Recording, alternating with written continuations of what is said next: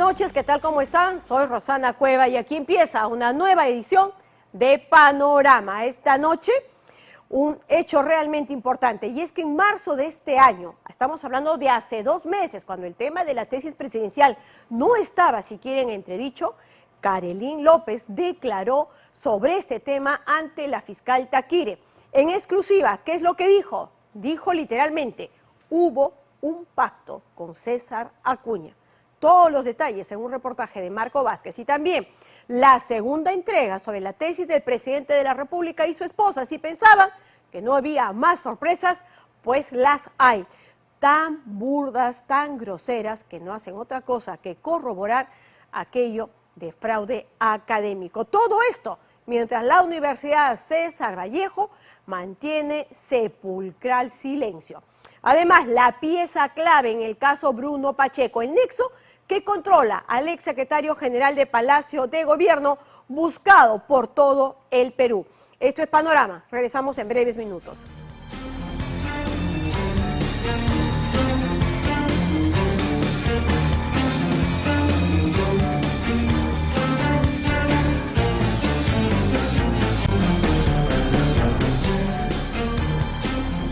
Esta semana un juzgado en el Callao dictó 9 meses de prisión preventiva contra 3 integrantes del grupo Terna de dicha provincia. Y esta sentencia llegó luego de que la Fiscalía determinara que este trío operaba como una banda de extorsionadores mientras eran miembros activos de la Policía Nacional. Luis Vargas, Richard Mandujano y Juan Carlos Vera, con imágenes exclusivas del minuto a minuto de uno de sus violentos secuestros, así como el testimonio de una víctima que habla por primera vez y con todos los detalles.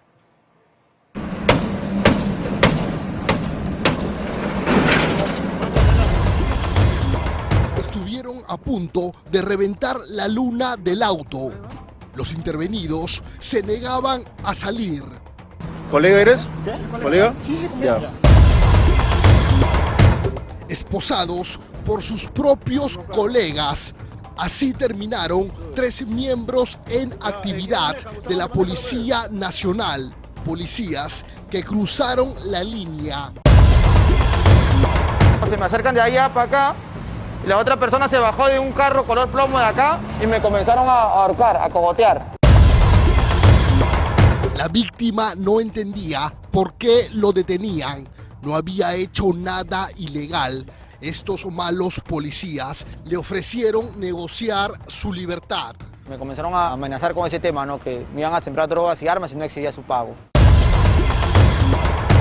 Según investigaciones, a la víctima no solo se la llevaron y extorsionaron, sino también le robaron.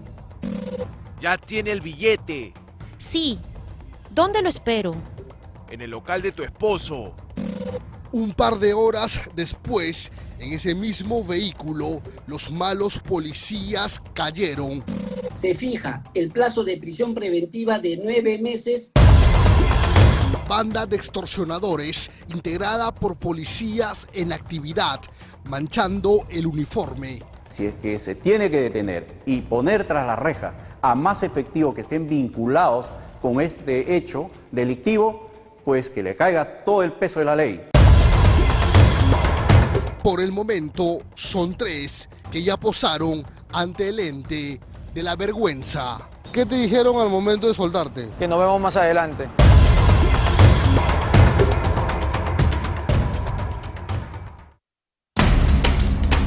Como todos los días, este joven empresario llega a uno de sus restaurantes ubicado en la avenida Canta Callao, aproximadamente a las 6 de la tarde, hora del cierre. Yo realmente no tengo ningún problema con la policía, no tengo ningún delito, prácticamente estoy limpio. Jueves 21 de abril, mientras cuadraba el dinero de la venta del día, ya lo estaban marcando. No por delincuentes, sino, según investigaciones, por miembros en actividad del grupo policial Terna Callao. Ese personal estuvo de servicio desde el 21 de abril del 2022, desde las 7 de la mañana, y culminaba el servicio el día 22 de abril del 2022 a las 7 de la mañana. Quiere decir que estas personas han sido detenidas cuando se encontraban en servicio policial. Dos vehículos estacionan muy cerca al local de comida. Ya están vigilando, esperando la hora precisa para actuar. 6:44 de la tarde, los policías corruptos del autoplomo detienen por sorpresa al empresario en la puerta de su local. Me comienzan a cogotear, entonces yo agarro y también me quiero soltar y es donde llegan más efectivos policiales, que supuestamente son policías. En esta cámara se puede apreciar que primero bajan tres. La resistencia de la víctima es grande, es por eso que interviene incluso el chofer. Dos efectivos lo agarran del cuello y un tercero camina adelante. El muchacho recibe toda clase de insultos y amenazas. Grita, pide auxilio, pone resistencia, pero ellos, al identificarse como policías, la gente, vecinos o amigos, no se meten. Un detalle: todos los que participaron en esta llamada intervención vestían de civil. Ya en el vehículo, un terna ingresa para recibir a la víctima, que no deja de gritar, continúa pidiendo auxilio. Nadie hasta ese momento le dijo el porqué de su detención. Comenzaron a decirme palabras soeces, malcriadeces, que me hubiese comportado bonito, que hubiésemos arreglado, que supuestamente era un empresario que no sé qué. Me dijeron un sinfín de cosas que, o sea, yo no sé de dónde han sacado eso. Un trabajador de la víctima se acerca al auto, le pregunta por qué se lo lleva, qué ha hecho, cuál es la orden de detención. Preguntas sin respuestas. El trabajador es ignorado en todo momento. Ellos debieron de comunicar la detención de alguna persona, lo cual no ha ocurrido y lo cual ha sido corroborado con la declaración del mayor del Escuadrón Verde del Callao y con el comandante del Escuadrón Verde del Callao. Con el muchacho dentro del vehículo, otra es la historia. Comenzaron a pedir dinero, entonces le decía, ¿sabes qué? Mejor si tú crees que yo soy culpable, llévame a una comisaría y siéntame una denuncia o las cosas que yo tenía ahí, ¿no? No, con tu madre que ya estás acá adentro, vas a negociar, tú te vas a callar, yo voy a hablar con tu esposa. Según investigaciones, en esta imagen se puede reconocer a dos miembros del grupo Terna en actividad, el suboficial de tercera, Luis Gerardo Torres Borges, y el suboficial de segunda, Luis Lamadrid Chihuán, y el de polo verde aún no identificado. Nosotros hemos intervenido, esa es nuestra función de nosotros. Nosotros no hemos cometido ningún delito. El tercer detenido, el suboficial de tercera, Joseph Ahmed Vargas Huertas, habría estado en el otro auto junto a tres sujetos aún no identificados. Dentro de este vehículo, los malos efectivos retuvieron por más de una hora a la víctima. Ellos, según investigaciones, le exigían 10.000 soles por su libertad. Ellos me siguieron dando vueltas por alrededor de acá de Totucanta Callao, llegaron al aeropuerto, llegaron para el grifo Petro Perú de la frente a Aduanas y me metieron al callejón a la espalda del grifo Uki, que está en el Lóbulo Cantolao. Dinero por tu libertad era la premisa que estos policías corruptos lanzaron como una oferta. Cuando ellos me detuvieron, me dijeron que me iban a sembrar drogas y armas. Los minutos pasaban y la amenaza del sembrado y de purgar una pena injusta tras las rejas calaba en la mente del muchacho. La situación cada momento se ponía más tensa. El chico de acá, el Chihuán, él se encargaba de llamar a la persona para que le entregue el dinero, que sería mi pareja. Él le comenzaba a decir que quería 15, 14, 13, cuánto tenía en la mano. En pleno paseo se lograron comunicar con la esposa de la víctima. Allí empezó un diálogo por varios minutos a través del WhatsApp. Yo sí escuchaba que le decían, usted ya sabe ya, Lo hemos encontrado con un arma de fuego, con droga. En la fiscalía no te van a pedir 8, te van a pedir 20. Así le comenzaron a decir. Negociaron en La Plata, pues, hasta llegaron al punto de 4.000. Conseguir semejante suma tomaba tiempo y los efectivos no podían retener más al muchacho. Estamos esperando. Amiga, no se puede esperar más. Jefe, ya estoy retirando. 8 de la noche, un poco más de una hora de la intervención, coordinaron la entrega del dinero al costado del restaurante, en la avenida Canta Callao. Allí, la esposa embarazada acude con un sobre y se realiza el intercambio. Ya tiene el billete. Sí. Le doy el alcance. ¿Dónde lo espero? Estoy yendo con mi hermano. En el local de tu esposo. Pero aquí no acaba la historia. Cuando estos policías detuvieron al empresario en su local, la mano inquieta de uno de ellos cogió un celular, el teléfono de alta gama adquirido recientemente por la víctima. Después de todo lo contado, estos también le robaron. El celular. Se lo quitaron. Hay cámaras. Quiero el teléfono. ¿Tienes cámara dentro de tu local? Señor, ustedes tienen el teléfono. Después de tanta insistencia, aceptaron haber robado el teléfono. Coordinan de inmediato el lugar para la devolución. Avenida Canta Callao con Fawcett. En ese mismo lugar, efectivos de la de Pincri de Bellavista les cayeron con todo.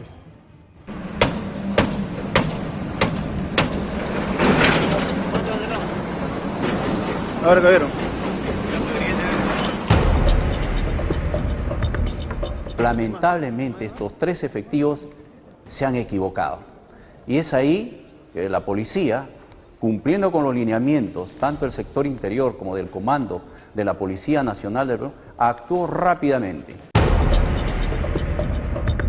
Soy el suboficial de tercera, Vargas Huerta Joseph, tengo 5 años de servicio en la policía.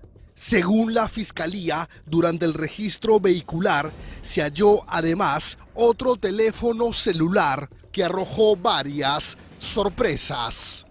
Aparato que se halló durante el registro vehicular y se realizó la misma en presencia del investigado Joseph Ahmed Vargas Huertas, donde se puede apreciar las siguientes conversaciones de WhatsApp con su colega Galvez Curo. Según la tesis fiscal, este diálogo es contundente y probaría la actividad criminal de más miembros en actividad del grupo Terna. ¿Cuánto dio el pata? ¿No era 2.500? 1.500. Anda, huevón, si quedaron 2.500. Dijo 2.500, pero ahí la señora solo dio 1.500. En estos diálogos, que datan del 20 de marzo del presente año, según la Fiscalía, se aprecia una concertación para recibir dinero ilícito de terceras personas para luego dividirse. Se aprecian conversaciones sobre ventajas económicas ilícitas que realizaban con su colega La Madrid Chihuán, guardado con el apelativo La Rata.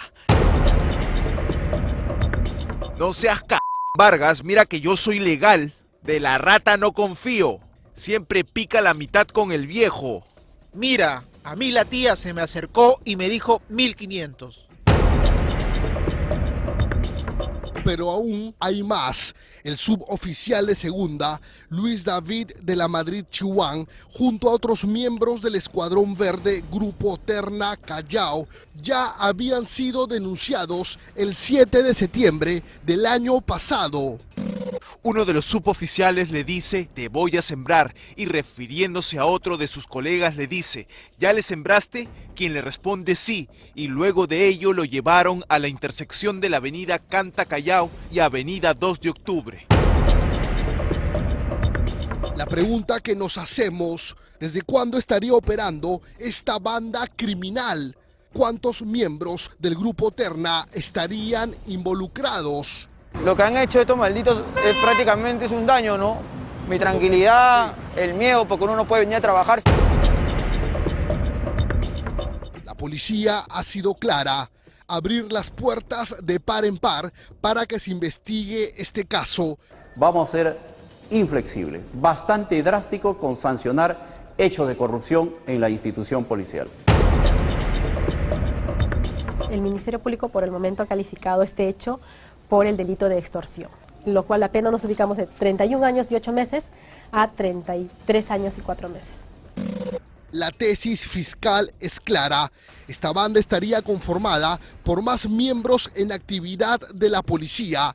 Una investigación que ha puesto otra vez en el ojo de la tormenta a esta unidad.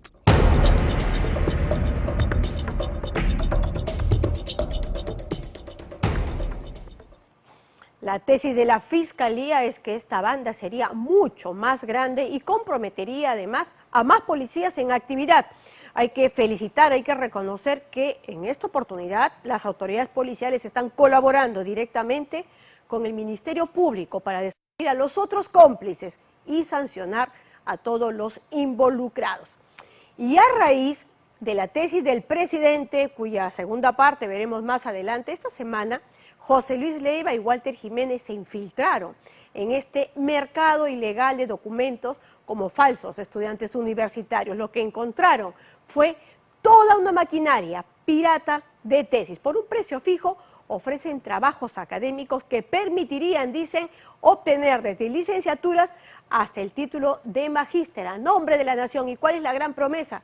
Que todos estos trabajos pasan incluso por el conocido Turnitin sin ningún problema. Vamos con la nota.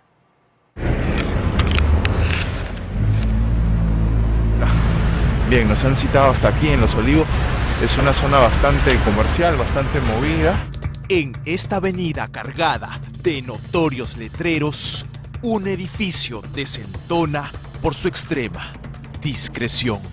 Esta es la plaza donde se emiten tesis para cualquier tipo de universidad. Aló. Hola señorita, yo estoy abajo. ¿Hola? Sí, hola amigo.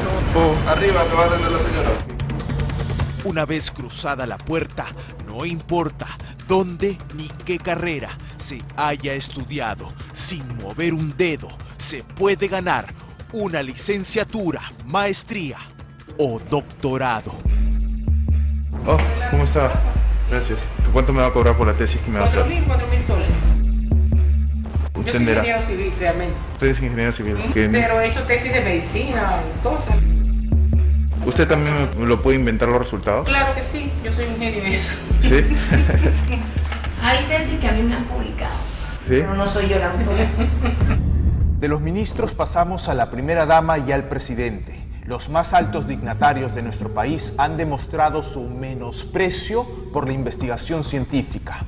Se detectó copia y pega en sus tesis. Si el peor ejemplo proviene del propio presidente, la normalización del fraude académico parece asegurada por este gobierno. Yo estaba bastante avergonzado porque no sabía pues venir aquí y decir que me haga mi tarea. No, siento común. ¿No viste la presidente que tiene plagio? Se la averiguaron. Yo digo, pero bueno, ¿y cómo no me va a pasar con ese plagio? Imagínese, hasta el presidente plagia, ¿no? Esta noche, en Panorama, las máquinas de hacer tesis, la venta en serie. O sea, ¿has tenido varios clientes y no ha habido ningún problema? Hasta ahora llevo haciendo casi 400 tesis. Yo soy de medicina, pero ¿ustedes sí me pueden hacer mi tesis? Sí, mira, nosotros nos encargamos tanto de la elaboración completa de la tesis. El negocio que destruye la calidad académica y le abre las puertas al plagio y a la información falsa se ofrece ahora hasta con contrato. Contratos para armar la tesis de otros y, lo más grave, obtener un grado académico a nombre de la nación sin investigar absolutamente nada. El trabajo de investigación es un proceso por el cual se valora el esfuerzo de una persona por responder una pregunta científica nueva, y esto deviene en un nuevo conocimiento. Entonces, que alguien mande a hacer ese trabajo desvirtúa por completo el proceso de la tesis misma. Ok, Ahora en la noche te envío avances, como a eso de las 10.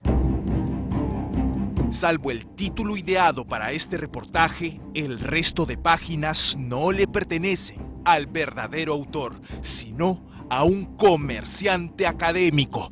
Tiene ante usted los avances de una tesis mandada a hacer por plata en este cauto edificio de Los Olivos al que Panorama ingresó de incógnito. ¿Cómo está? Gracias. Hola. Hola, ¿qué tal? Okay. Gracias por atenderme, en realidad.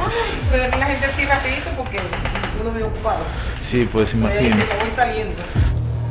El nombre que le da vida a esta oficina se deja ver solo por dentro del edificio. Excelente tesis. 2 computadoras, algunos libros y una pizarra llena con fechas y falsos autores de las tesis pendientes. Antes que cualquier otro nombre aparezca ahí, se debe tener claro los detalles de este nocivo servicio. Dame tu título, ¿cuál es tu título? Como dije, la publicidad estatal en los niños de 5 años del Colegio Cristo Milagroso. ¿Eso queda aquí en Lima? Sí, claro, todos en Lima. ¿Te están viendo proyectos o te están viendo tesis? No, claro, yo quisiera ir a trabajar todo, pues, ¿no? Por eso, ¿cuánto me va a cobrar por la tesis que me va a hacer? 4.000 soles. 4.000 soles. ¿Y en cuánto tiempo me lo va a hacer, más o menos? Yo te voy a decir que te va a hacer, dame 3 semanas por lo menos. Hay gente que le inventamos los resultados, entonces no sé cuál es tu caso, si es... ¿Usted también me lo puede inventar los resultados? Claro que sí, yo soy un genio en eso. ¿Sí? ¿Eso el jurado no se va a dar cuenta? No se da cuenta de que es inventado, ¿no? Falsear datos. Todo cuenta para darle relleno a la tesis, en este caso, de licenciatura. Las producen en serie. Sabe que la investigación científica solo es el medio.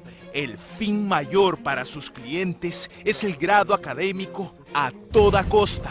Solo por eso le han confiado tesis, aunque no conozca nada del tema. Por plata y con internet, todo se puede.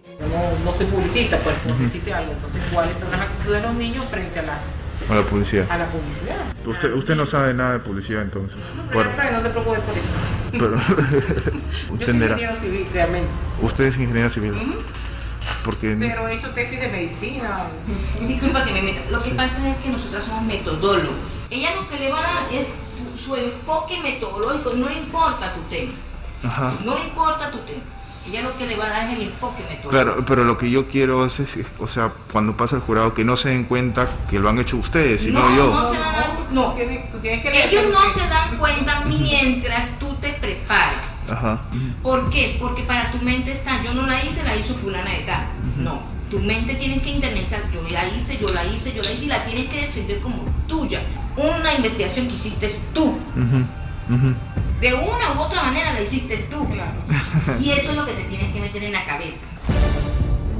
En caso de dudas, para convencer al cliente, entra en acción la metodóloga, la mujer que puede elaborar tesis de licenciatura, maestría y doctorado con la pericia de un autor esmerado, según ella. Estas 3 son de maestría. ¿Cuál? Estas 3.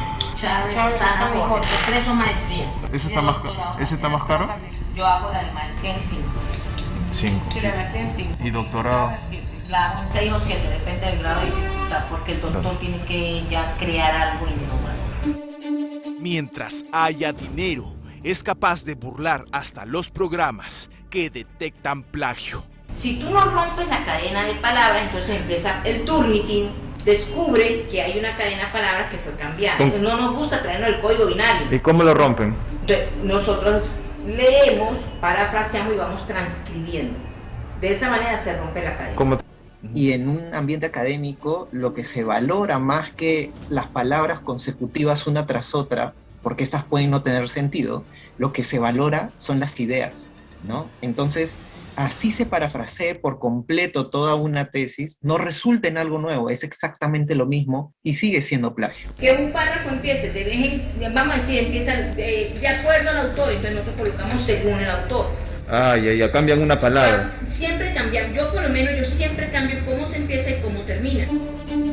Es decir, primero copian textos de internet y la pegan en la tesis, luego la maquillan. El secreto queda bien guardado y el autor falso termina la sustentación con su título bajo el brazo. Servicio completo, con garantía. Ellas mismas dicen, corroboran que no haya plagio. Le entrego tu tesis con tu plagio ya pasado, pues cuando tú dices que me gusta esa universidad. Confían tanto de la burla académica que cometen que hasta se jactan de lo bien que les va destruyendo la investigación científica en el país. Hay tesis que a mí me han publicado, ¿Sí? pero no soy yo la autora. ¿Y cómo se siente por eso? Bien, ¿pero qué hacemos? ¿Qué más voy a hacer? Yo me siento orgullosa de que la tesis haya sido publicada. ¿Qué pensarán de mí que vengo aquí? Yo estaba bastante avergonzado porque no sabía pues venir aquí y decir que me haga mi tarea. No, siento es común. Todo el mundo me hace la tesis. Sí, ¿no? Bueno, ¿no viste al presidente? Se la averiguaron. Yo digo, pero bueno, ¿y cómo no dejan pasar con ese poco de plagio? Aunque el presidente las inspire a continuar con el negocio, a seguir con fuerza engañando a las universidades porque no pasa nada, en el fondo de su ser todavía les queda una pena por calmar. Y yo trato de enseñar para que haga con el remordimiento de conciencia. ¿Cuál remordimiento? ¿De qué? De que la persona no sabe y yo lo estoy graduando. Cada rato van a pensar, lee, estudia. Cerramos el servicio. De los 4.000 soles, depositamos un adelanto de 300 soles para que se desarrolle el primer capítulo de la tesis, introducción, problemas, objetivos y marco teórico, en un solo día. Ya teníamos las evidencias de los avances. Así se mueve el mercado de los autores falsos, cuyas tesis hoy descansan en diversos repositorios, sin ser detectadas.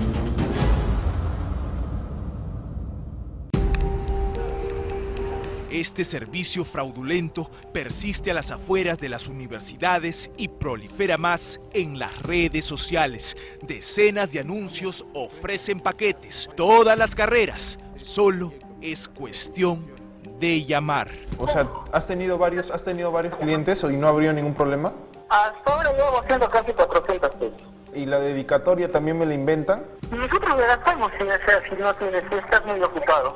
O sea, señorita, sí es todo seguro, ¿no? Sí, no hay problema. Nosotros, incluso para que tú te puedas quedar tranquilo, yo hago un contrato formal, que es por parte de la empresa y contigo para que tú puedas ahí ver antes de poder realizar el contrato. Incluso te lo voy a mandar la muestra para que tú puedas leerlo. Tampoco vale la verdadera autoría de una tesis, que hasta se firman contratos para darle toda la formalidad a este servicio. Con total descaro se comprometen a hacer la tesis de otros. Este es el contrato que nos envió Tesis VIP. No dice expresamente que no haremos nada, sino que nos prestarán el servicio de corrección de trabajo académico. Mejor preguntamos. Acá no dice tampoco que ustedes me van a hacer toda la tesis, solamente dice elaboración.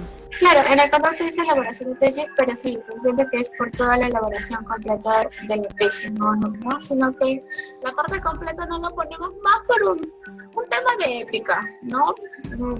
Porque no se vea tan mal, pues, ¿no? El resultado es el plagio de un documento. Escribir por otra persona se llama ser un escritor fantasma. Es una escritura fantasma sistematizada, podríamos llamarlo así. La investigación científica convertida en un negocio. Tesis que dejan el mérito académico en lo más hondo.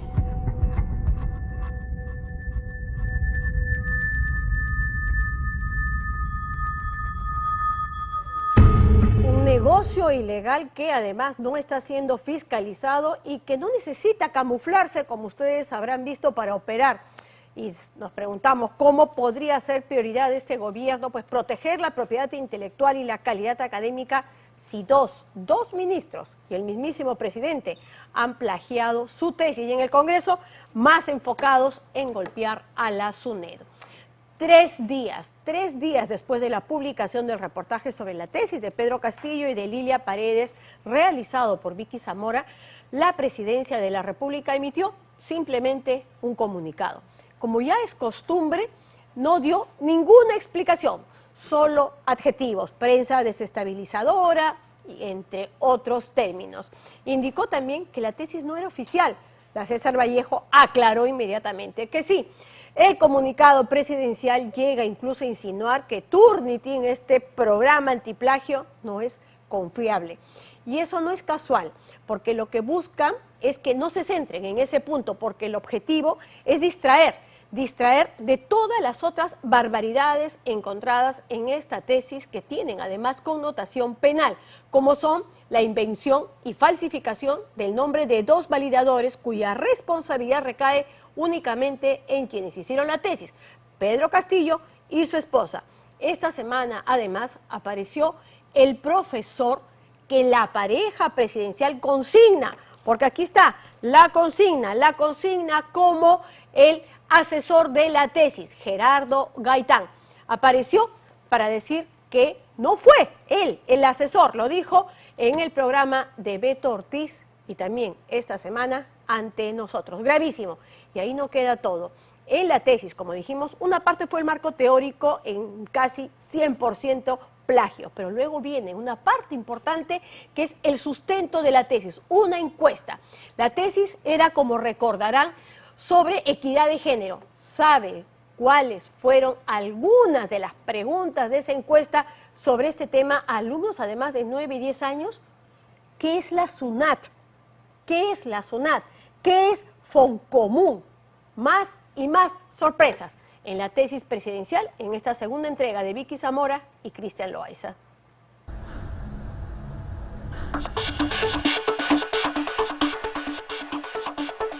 Quien habla no ha participado como asesor de esta tesis. Yo he sido profesor de un curso y por el profesor de un curso no es el asesor. Al plagio y a los validadores inexistentes se suma un hecho gravísimo. Gerardo Gaitán Meregildo asegura que no fue el asesor del presidente. Después de consignar el nombre de la universidad, el título de la tesis, los autores, Castillo Terrones José Pedro, Paredes Navarro Lilia Ulcida, aparece el nombre del asesor, Gerardo Gaitán Meregildo. La universidad se resuelve contratar al doctor Gerardo Gaitán como asesor de la tesis tal, sino ¿cómo voy a ser yo asesor? Sería un asesor informal y el asesor informal no tiene ningún valor. La pareja presidencial escribió en la tercera página de esta tesis un agradecimiento al asesor que dice que no los asesoró. Al doctor Gerardo Gaitán Meregildo por su valioso asesoramiento para la realización de nuestro trabajo de investigación, lo cual irá en beneficio de la juventud y de la educación. En mi haber no existe ninguna resolución que yo sea el asesor. Pero eso no es lo único, hay más. Aquí el detalle de las preguntas que debieron validar los académicos inexistentes, los personajes fantasmas que no figuran en RENIEC, aquellos que debían determinar que el cuestionario planteado a niños de 3er y 4º grado de primaria estén dirigidas a encontrar respuestas sobre la equidad de género vinculado al aprendizaje.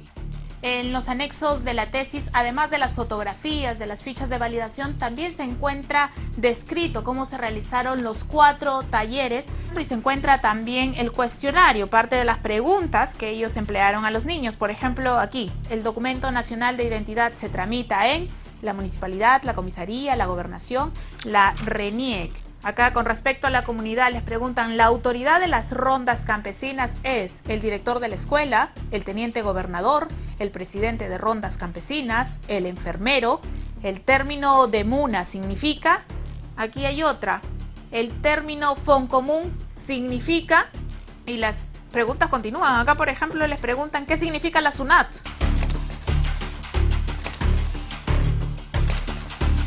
Existen muchas aristas que se deben evaluar en este trabajo académico. No se trata únicamente de plagio, sino de una serie de irregularidades que no fueron obstáculo para que Pedro Castillo y Lilia Paredes obtengan el grado de magíster.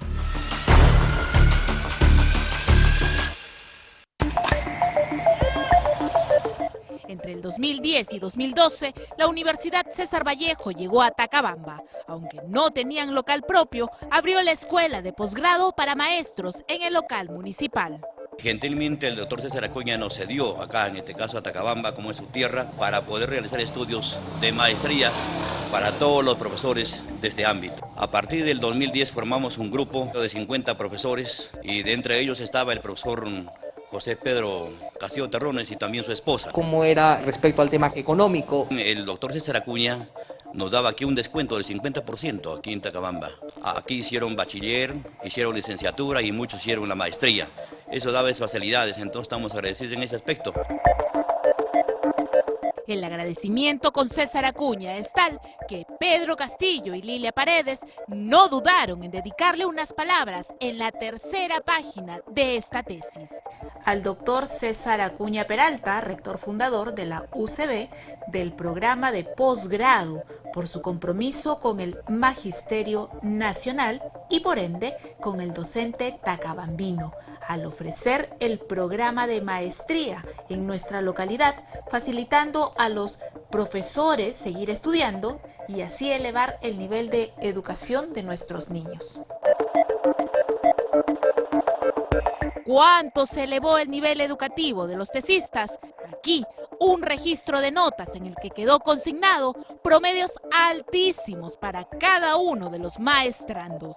Pedro Castillo figura con 17, 18 y 18. El enfoque de género no es nuestra prioridad. O sea, ¿usted está en contra del enfoque de género? Totalmente. El hombre que muestra desprecio por el enfoque de género es el mismo que hace 10 años se afirma, investigó, defendió y sustentó con su tesis la importancia de la equidad de género en el aprendizaje. ¿Cómo hizo para argumentar sólidamente sobre un tema que constantemente minimiza? Quien le habla, conjuntamente con el doctor César Marrufo Zorrilla y el doctor Eric Carlo Figueroa, hemos sido nosotros los jurados de sustentación de la tesis de nuestro presidente Pedro Castillo Terrones y de su esposa, la señora Lilia. Obviamente que a nosotros nos hacen llegar por parte de la universidad un documento, un oficio, donde nos piden ser jurados. Es en el año 2012, todavía no había una ley universitaria como la tenemos hoy, y en ese contexto es que se programó las sustentaciones en el distrito de Tacabamba. ¿Por cuánto tiempo expuso su tesis el profesor Pedro? Miren, la política de la universidad es que la sustentación es por 20 minutos. ¿Cuánto rigor académico se exigió a Pedro Castillo y Lilia Paredes para obtener el grado de magíster? Fueron ellos los que falsificaron las identidades de sus validadores, los que inventaron nombres y DNI para cumplir con los requisitos exigidos. Hoy, a la denuncia de plagio y de validadores falsos, se suma la del asesor que asegura no haberlos asesorado. Quien habla no ha participado como asesor de esta tesis. Yo he sido profesor de un curso y por el profesor de un curso no es el asesor. Allí lo que existe una divergencia. El suscrito, como docente universitario, fue invitado a trabajar en la Universidad César Vallejo para dictar en el curso de maestría. Fue en el periodo 2012-1. En ese periodo se me indicó que debería dictar en el distrito de Tacabamba una asignatura de desarrollo de la investigación científica. Gerardo Gaitán Meregildo afirma que fue profesor, pero no asesor de la tesis del presidente y la primera dama. Su rol habría terminado a fines de junio y no en diciembre, cuando se aduce ocurrió la sustentación. Yo no tengo nada que ver en este tema de la tesis y el jurado está en la responsabilidad de evaluar y encontrar los vacíos que encuentra en la tesis para darle al doctorando o al maestrista, en este caso al profesor Pedro en su calidad de alumno, para que levante las observaciones. Gerardo Gaitán Meregildo afirma, reafirma y confirma no ser asesor de esta tesis. Lo que tenemos aquí en la pantalla es el repositorio de la Universidad César Vallejo. Aquí esta página te permite buscar los asesores que ellos tienen consignados en su universidad. Vamos a buscar a Gaitán Meregildo. El resultado lo sentimos, no hay resultado para esta búsqueda, no existe tampoco en la propia César Vallejo esos apellidos, no están asociados a ninguna asesoría de tesis. A buscar a Gerardo Gaitán Meregildo en Concitec para ver cuáles son sus credenciales consignados, porque ser un asesor de tesis es un galardón para cualquier académico. Aquí se le ve su ficha, su currículum vitae. Aquí está, experiencia como asesores de tesis. Universidad Nacional del Santa, no dice Universidad César Vallejo. ¿Qué es exactamente el fraude académico? Bueno, hay varios tipos de fraude académico. De hecho, el fraude académico, el de menor complejidad o severidad es el plagio, pero también tenemos falsificación, tenemos manipulación de datos y tenemos invención. Invención es cuando no se hizo nada y se inventó una investigación. Falsificación es cuando, como lo dice el nombre, pongo cosas que verdaderamente no son para poder lograr el objetivo que yo quería. Hablar de falsificación, manipulación de datos, invención, es un nivel mucho más grave que hablar solamente de plagio. Pedro Castillo y Lilia Paredes han quebrado normas vinculadas a la integridad académica, la ética y la moral. Acá no ha habido ni un plagio y voy a defender la posición del señor presidente. No ha habido ningún plagio. Puede ser deshonesto, pero acá hay un marco jurídico. Ya nos estamos entendiendo. Acá hay una situación... Puede ser deshonesto. ¿Lo está aceptando entonces? Mire, no he visto la tesis, ya hay una investigación y hoy día la universidad ha sacado un comunicado de que ya lo están analizando e investigando, pero desde el punto de vista del derecho penal, el dominio del hecho no lo tiene el alumno.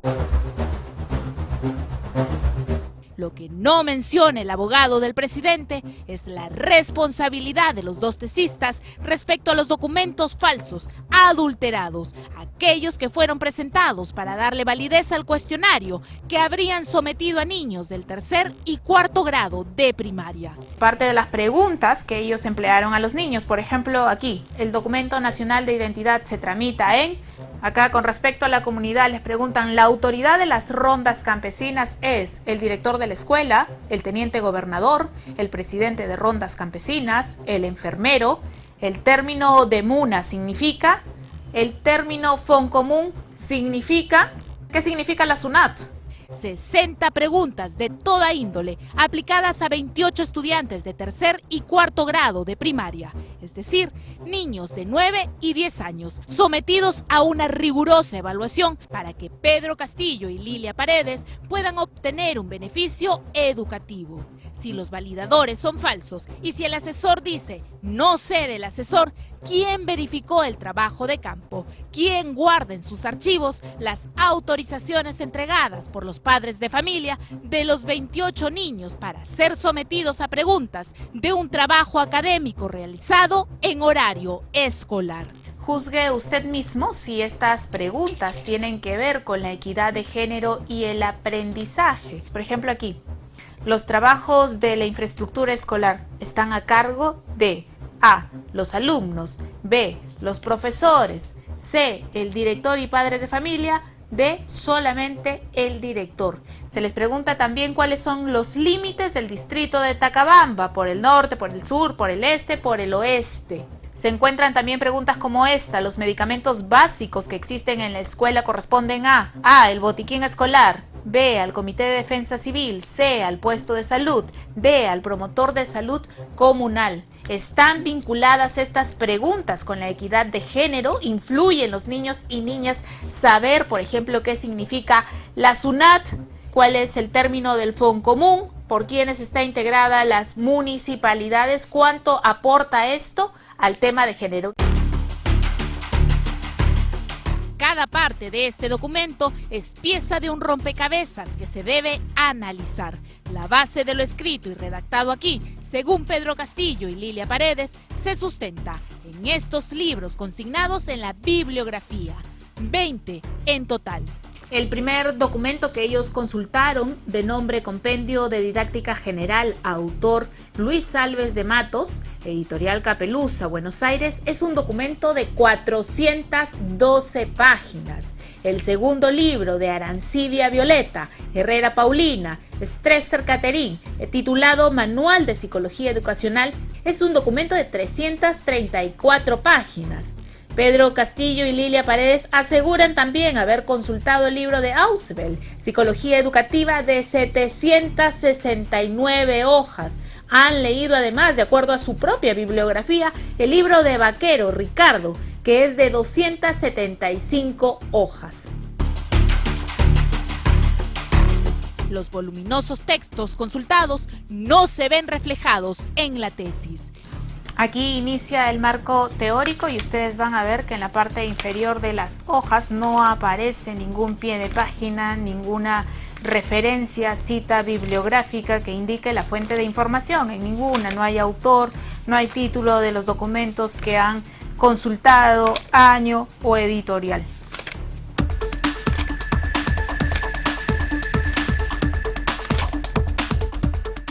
Citas bibliográficas que se encuentran en el texto, enmarcadas en paréntesis, no son aporte de los tesistas, sino son producto del plagio. Existen diversos autores citados que no aparecen en su bibliografía. Este artículo es de la Universidad Autónoma del Estado de México del año 2006. Dentro de sus párrafos se contempla: en el contexto UAM es grato señalar que el plan de desarrollo vigente, y aquí colocan una cita, Martínez 2005, presten atención a esto, porque en la tesis del presidente Pedro Castillo y Lilia Paredes se replican 3 párrafos iguales, idénticos, empiezan también en el contexto UAM sin explicar qué significan estas siglas. Continúan, es grato señalar que el plan de desarrollo vigente, y miren ustedes, aquí la cita, esta cita es producto del plagio también. La discusión no se debe centrar solamente en el porcentaje, que es un indicador. Lo importante es si se cometió o no se cometió el plagio. ¿Puede la cita, que es parte del texto copiado, atribuirse como cita propia? No, porque para que sea cita propia, tiene que estar o en un pie de página o en las referencias. Si no hay eso, entonces queda claro que simplemente ha copiado y pegado todo de otro autor. Pedro Castillo y Lilia Paredes copiaron y pegaron párrafos de autores de diversos países: peruanos, argentinos, mexicanos, salvadoreños y costarricenses. Y es precisamente esta última autora la que tendría cita propia de los tesistas. Pero aquí un detalle: el trabajo de Sandra Araya fue copiado y pegado a lo largo de 4 hojas y media. No hay aporte académico, contribución de ideas o sustento de debate en esta tesis. No, lo único que salta a la vista es una serie de irregularidades y de adulteraciones. En el capítulo 2.1, Derecho a la Educación, la hoy pareja presidencial, luego de copiar el discurso de Kofi Annan, pasa a evaluar no la realidad del Perú, sino la realidad de El Salvador. Este es el documento original que detalla una realidad ajena a la de nuestro país, un artículo del cual copiaron 2 hojas y que le pertenece a la organización Las Dignas. Aquí se lee: la Procuraduría para la Defensa de los Derechos Humanos de El Salvador, y presten atención aquí, este número 2 es la indicación de una referencia bibliográfica, le permite al lector ir al pie de página y conocer cuál es la fuente de información. Miren ustedes, número 2, informe julio 2001, junio 2002. ¿Qué pasa con el documento de Pedro Castillo y Lilia Paredes? Comienzan: la Procuraduría para la Defensa de los Derechos Humanos de El Salvador, y anulan la cita, anulan la referencia. Eso se repite a lo largo de su tesis más de una vez. Como ellos no analizan el contexto peruano, sino el de El Salvador, se puede leer que colocan como marco legal no la Constitución del Perú, sino la Constitución de la República de El Salvador, título 11, capítulo 1. El texto incluye también los compromisos del Estado salvadoreño por el derecho a la educación. Un texto que incluye palabras que no se usan en nuestro país como cachiporristas. La situación de la hoy pareja presidencial se agrava. ¿Podrá la Universidad César Vallejo sustentar la validez de este documento por el cual le entregaron a Pedro Castillo y a Lilia Paredes el título de magíster en psicología educativa? Me resulta extraño que algunas personas quieran defender de que recién se puede exigir integridad académica a partir de la ley universitaria o de SUNEDU. No, esto existía y existe en todo el mundo académico mucho más antes. Y si bien puede haber prescripciones legales, la parte ética es imprescriptible. ¿Puede hoy el mandatario y la primera dama seguir sosteniendo el argumento de la honestidad? ¿Se puede ser honesto acaso si se presenta documentación como si fuera de su creación? Si se busca engañar no solo a la universidad, sino también a la sociedad.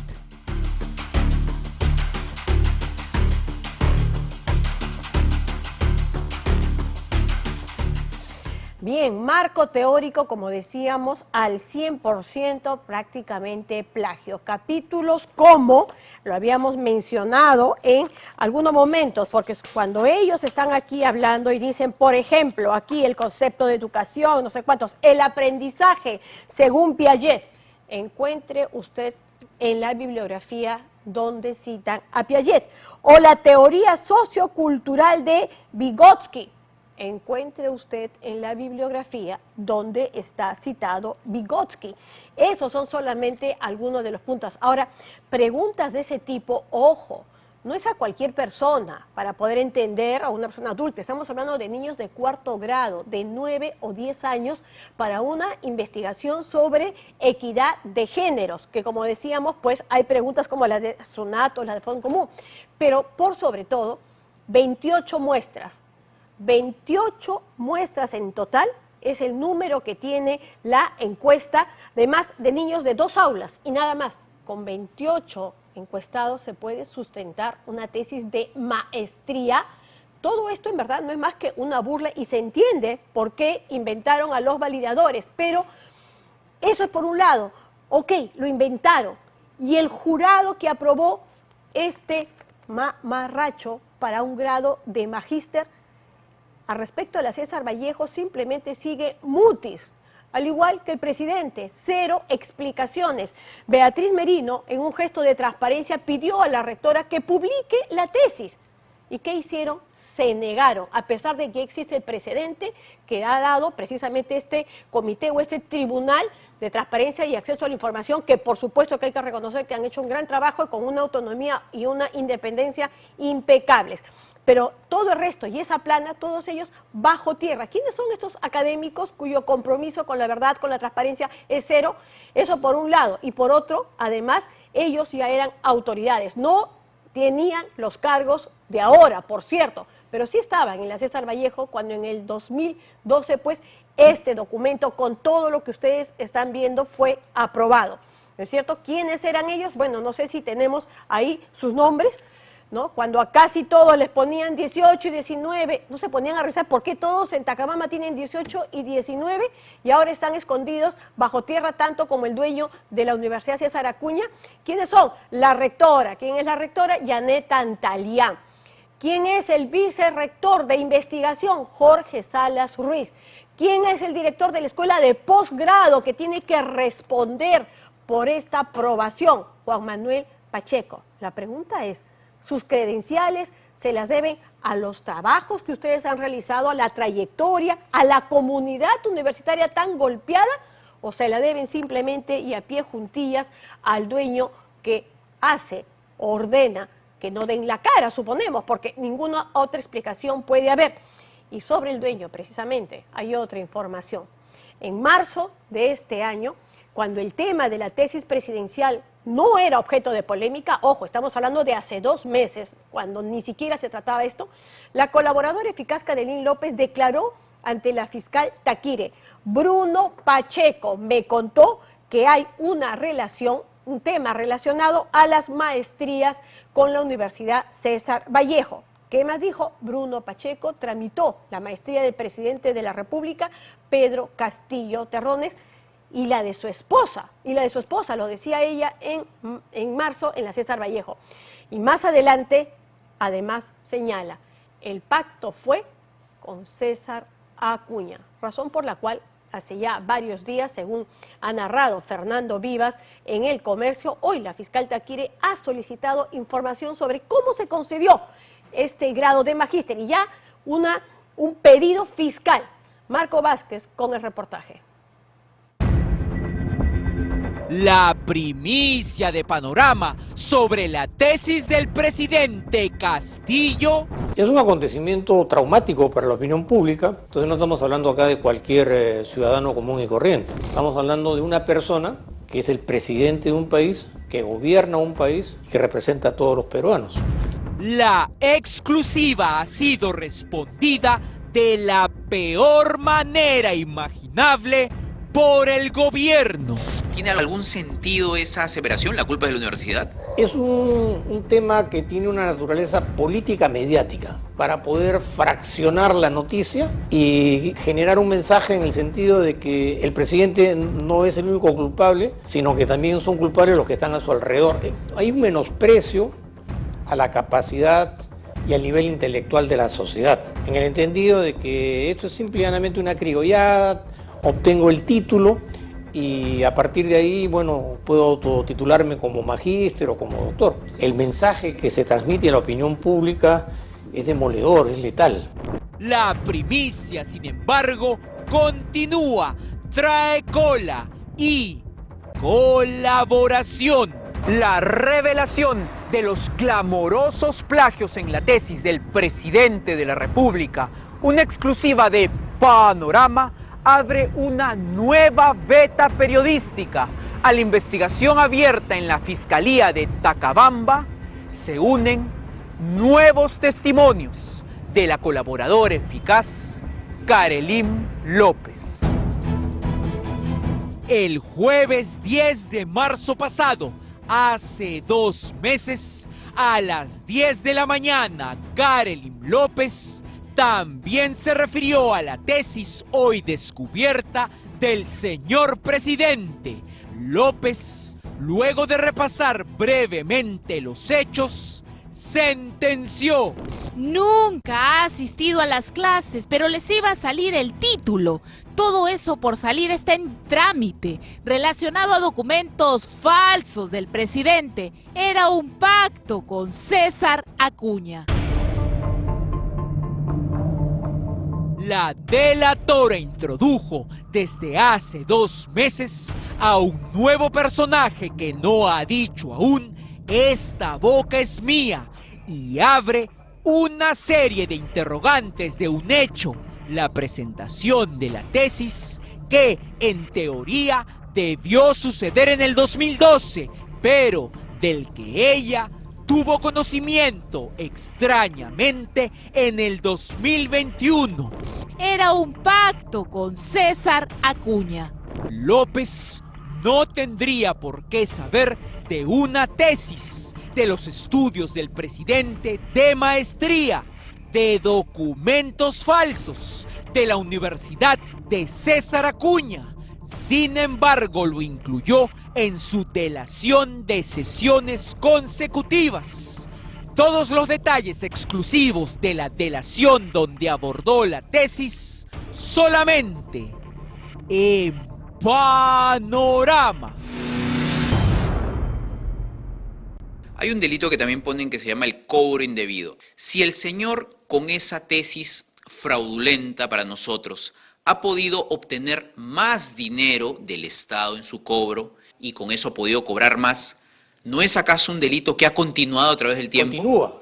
Continúa desde el momento de la presencia, digamos, y de la trayectoria que ha tenido la presencia de ese documento en el desarrollo de su gestión privada y en el desarrollo de su gestión pública. Vuelvo a repetir, el engaño y la mentira se perpetúa en el tiempo. Y en este caso preciso de la pregunta, evidentemente que hay un tema patrimonial, económico. Pedro Castillo logró con una tesis fraudulenta un mejor sueldo.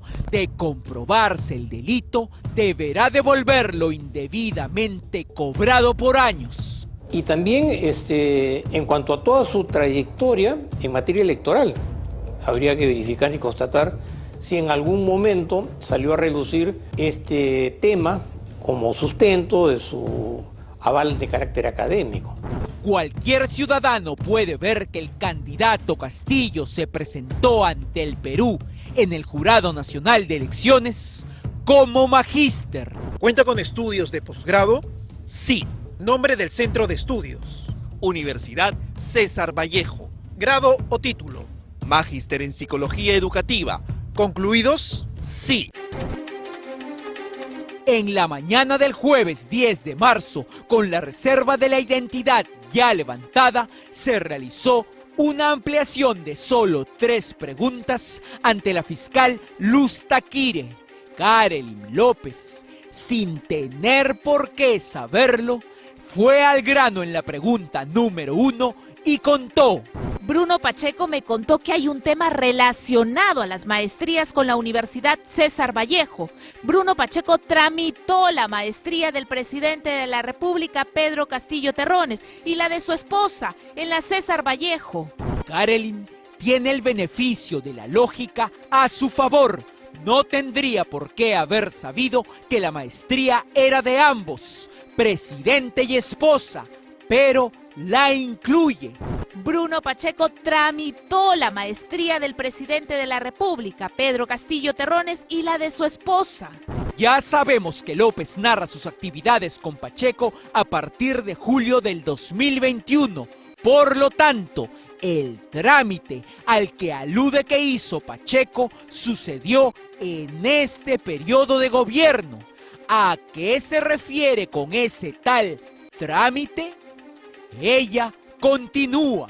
Bruno Pacheco tramitó la maestría del presidente de la República, Pedro Castillo Terrones, y la de su esposa. Y también Bruno Pacheco pidió la maestría para él.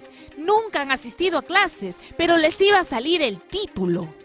La colaboradora contó algo de esa versión semejante en respuestas arrancada con pinzas la semana pasada por Panorama. Escúchela contando su presencia delante de la discusión de Pacheco y el presidente. Dice: yo estuve presente, yo presencié, por eso es que todo lo que he escuchado y lo he dicho se viene corroborando. Lo del departamento de Magdalena, hoy he visto parte va a ser parte, creo, de una corroboración también lo de la tesis, también lo dije yo, y por qué, ¿no? ¿Por qué ha mencionado la palabra tesis ahorita? Fue una de las cosas que he declarado, porque fue una de las cosas que se atribuyó en ese momento Bruno. ¿Qué se atribuyó? Se atribuyó el hecho de que el presidente lo que había obtenido de la Universidad César Vallejo no era legal. Fue parte de la conversación. Ese es un tema que no puedo comentarte porque también es parte de la colaboración. Los puntos exactos. Karelyn evidentemente conoce un tema ilegal en materia de las maestrías. Se lo atribuye a Bruno Pacheco. Bruno le reclamó al presidente que realizó esa ilegalidad para él en la famosa discusión del martes 9 de noviembre del 2021. Lo que ella dijo en la entrevista que no podía comentar se conoce hoy. Bruno Pacheco tramitó la maestría del presidente de la República, Pedro Castillo Terrones, y la de su esposa en la César Vallejo. Y también Bruno Pacheco pidió la maestría para él. Nunca han asistido a clases, pero les iba a salir el título.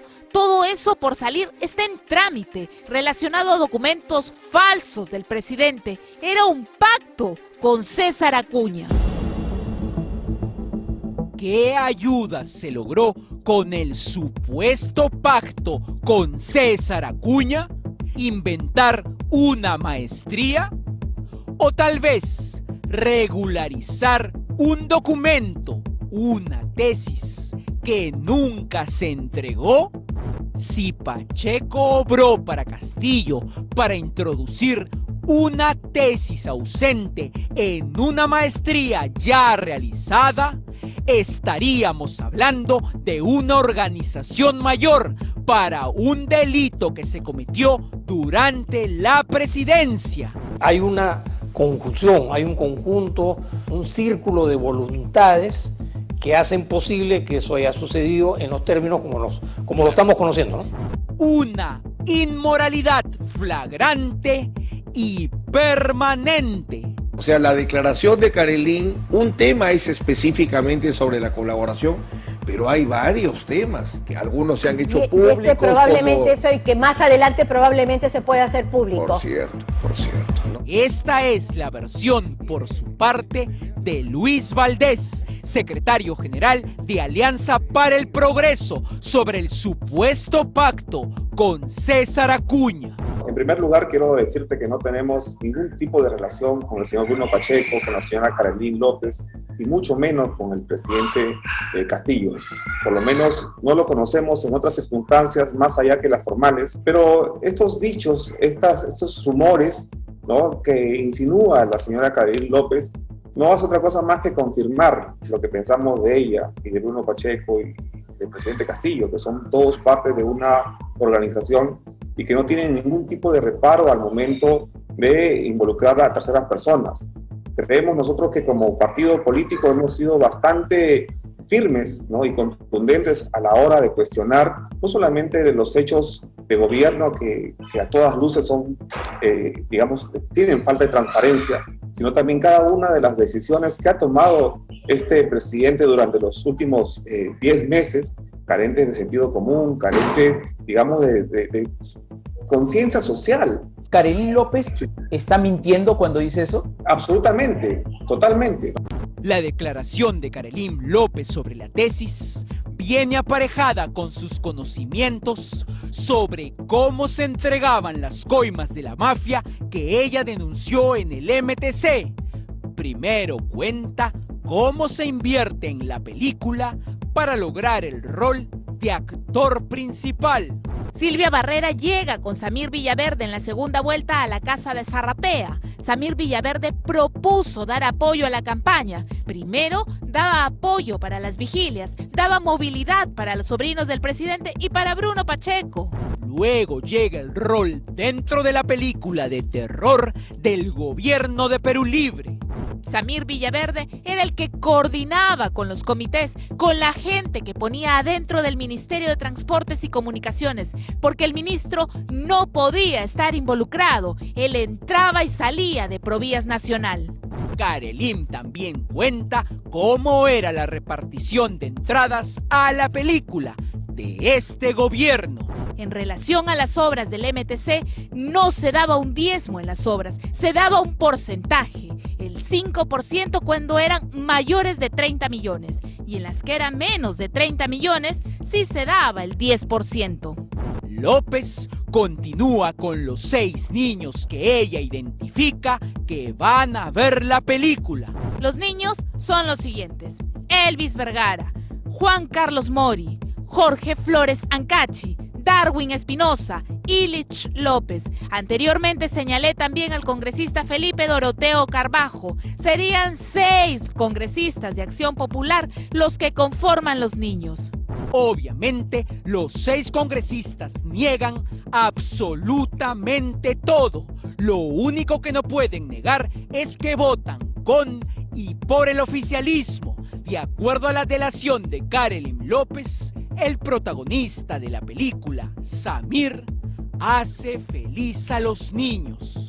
El primer desembolso para la repartición a los congresistas denominados los niños y a los miembros de esta mafia fue el día de la censura al ministro de Transportes y Comunicaciones, aproximadamente en noviembre del 2021. No en la segunda censura, sino en la primera censura. Samir Villaverde era el que se encargaba de repartir el dinero a los congresistas, a los niños, a través de su empresa de seguridad.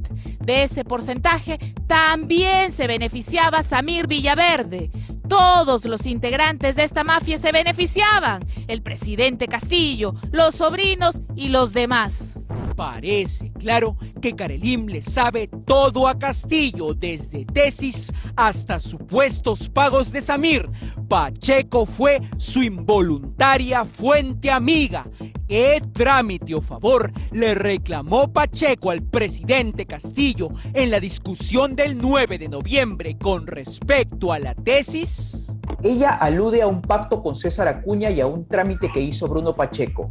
Pregunta, ¿Bruno Pacheco no pudo haber introducido ahora, durante el gobierno, porque ella narra eso como si fuera ahora, el año pasado, algún documento a la universidad, a los archivos de la universidad, al legajo de la universidad de esa maestría? En lo absoluto.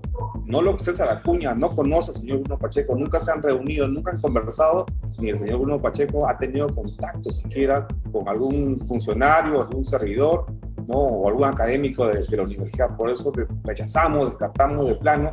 En todo caso, pedimos al Ministerio Público que se investigue cuanto antes y verán y se determinará que estos mensajes o estos dichos o estas declaraciones faltan a la verdad y en todo caso denigran y dañan la imagen de personas que están trabajando también por el bien del país.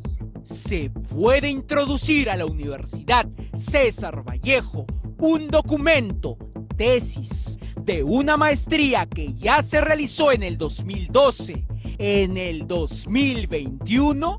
Bruno Pacheco tramitó la maestría del presidente de la República, Pedro Castillo Terrones, y la de su esposa, la César Vallejo. Y también Bruno Pacheco pidió la maestría para él. Nunca han asistido a clases, pero les iba a salir el título. Todo eso por salir está en trámite, relacionado a documentos falsos del presidente. Era un pacto con César Acuña. Tal vez solo César Acuña lo sepa.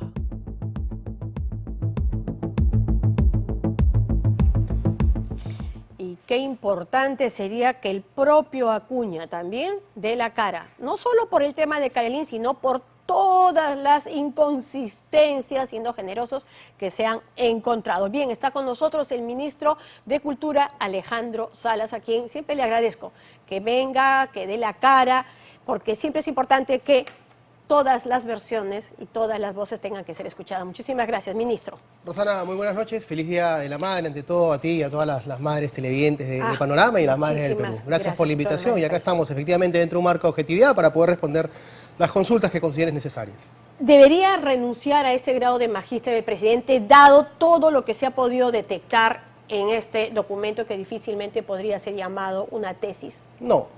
¿De magíster, no, además? No, en lo absoluto. ¿Por qué, Rosana? Porque la investigación que han efectuado fundamentalmente en una primera etapa se ha narrado, fundamentado en base a un programa informático. En una primera etapa. Una partecita. Esa es una partecita. Pero ¿por qué no debería renunciar? Porque toda universidad tiene sus propias reglas y reglamentos para poder evaluar una tesis. Un alumno de una universidad tiene un asesor de tesis que en algunas universidades ni siquiera se les permite contratar como asesores registrados. Lo ha negado, el asesor lo ha negado. Va viendo por partes. Es que solamente permíteme redondear la idea, nada más, si me lo permites, por favor. Hay universidades donde para que los alumnos no lleven un asesor de tesis, les autorizan a los alumnos para que sus profesores de los cursos Seminario de Tesis, Metodología de la Investigación o Metodología de la Investigación Científica sean aquellos que desde el segundo o tercer ciclo empiecen a llevar todo el desarrollo de su trabajo de tesis. Y la universidad convalida a estos profesores como seguidores o acompañantes en un trabajo de tesis. Eso por un lado. En segundo lado, o por segunda parte, el trabajo que ha sido revisado por el asesor, el alumno lo pone a disposición de un comité evaluador de tesis. Esa última parte. Para poner el trabajo, la tesis a un comité evaluador de tesis, un alumno, Rosana, paga su derecho, paga un dinero, paga una plata. ¿Qué hace el comité evaluador? El comité evaluador tiene distintos instrumentos para poder evaluar y observar una tesis. Uno de esos son los que se está utilizando ahora, pero que no se utilizaba en el 2008, en el 2014, en el 2015, que es este programa informático. ¿Qué hace el comité evaluador? Lo pasa y le dice al alumno, estas citas, le dice al alumno, estas citas son plagios, son parte de tu investigación, Ya, son ahora, copia ok, y el alumno ya, tiene que ahora, subsanar. Vamos entonces por partes. Primero, en el tema del Turnitin, ¿no? En el 2012 no existía, eso por un lado, pero eso no quita que el marco teórico haya sido plagiado hasta con citas, porque algunos podrán decirlo, no hay un momento en el que él señala, dice, y entre paréntesis puede poner Salas. Resulta que todo ese párrafo, hasta con el Salas que cita, es copiado de otra tesis. Eso por un lado. Pero esto es nada más un punto. Gerardo Gaitán, asesor, a quien le agradecen además en la página 3 por la asesoría, dice que nunca lo asesoró, no estuvo presente, no participó. Punto 2. Pero fue profesor. Pero fue profesor, pero no fue asesor, pero no fue asesor. Hay reglamentos, Rosana, en universidades. De un semestre. Pero hay reglamentos que te dicen, puedes presentarme como asesor de tesis a tu profesor del curso de metodología e investigación, a tu profesor de seminario de tesis. Ya, ok, ¿qué dice el asesor? ¿Qué dice la universidad? ¿Qué dice el asesor? El supuesto asesor dice, para que yo hubiera sido asesor, tendría que haber tenido una resolución o una especie de nombramiento de la universidad que me dijera tú eres asesor. Pero ese es el problema del alumno de la universidad, Rosana. Bueno, para un alumno que paga un derecho. Bien, pero el asesor no fue reconocido por la universidad y él dice, yo no tengo nada que ver. O sea, si él mismo dice, no sé por qué. Si yo voy a una clase universitaria, Rosana, y me dicta clases un profesor que no está preparado, o que no me va a enseñar, o que no está acreditado, que ha pasado me están por engañando. la universidad sabe que para una tesis, y estoy segura que sí, tu asesor es otra cosa. El profesor, tienes varios profesores, pero tu asesor es el que te acompaña durante la elaboración de todo Reglamento este documento. de elaboración de tesis de cada centro universitario, Rosana. Te permitían que tus profesores de metodología e investigación sean aquellos que lleven tu tesis. Nombres inventados de validadores. ¿Perdón? Inventa nombres de validadores de la encuesta y del trabajo de campo. Inventa 2, los inventa por completo. Les atribuye nombre, les atribuye firma, les atribuye DNI y les atribuye hasta número telefónico. Mira, las tesis, antes de que existan estos programas de calidad, de control de calidad, pero primero te lo voy a responder de esta manera. ¿Qué es lo importante? Existía una metodología y una manera de poder evaluar las tesis que se hacía con estándares internacionales del American Psychological Association, que son estándares internacionales que toman diversas casas de estudio para poder desarrollar estándares de cómo se hace una tesis y cómo se va a evaluar. Algo pequeño nada más para poder responderte. Si hay entrevistas que dicen que tienen nombres fraudados, yo te diría... No son entrevistas. O sea, hay entrevistas, pero para que alguien diga que mis entrevistas y mis encuestas son válidas, necesitas un validador, una persona que sea un experto o que maneje el tema y me diga, lo que tú has hecho está bien, sigue con estas preguntas, sigue con este número de muestras. ¿Y para qué es el comité evaluador de tesis de la universidad que le paga un derecho? Y eso también estamos exigiendo nosotros, pero este es el trabajo, porque en este caso la trampa la la hace él. Que se le haya pasado al jurado, que no lo hayan visto, que las reglas de juego hayan sido mínimas, está muy mal y no vamos a aprobar eso en ningún momento. Pero eso no quita que él haya inventado nombres. Eso no quita además que el asesor diga que no es su asesor. Eso no lo excluye de toda esta trampa, de este plagio. Ningún alumno universitario ingresa a una maestría, inclusive sabiendo, o a un pregrado y después a un posgrado, sabiendo cómo va a ser el estándar final de calidad de una tesis.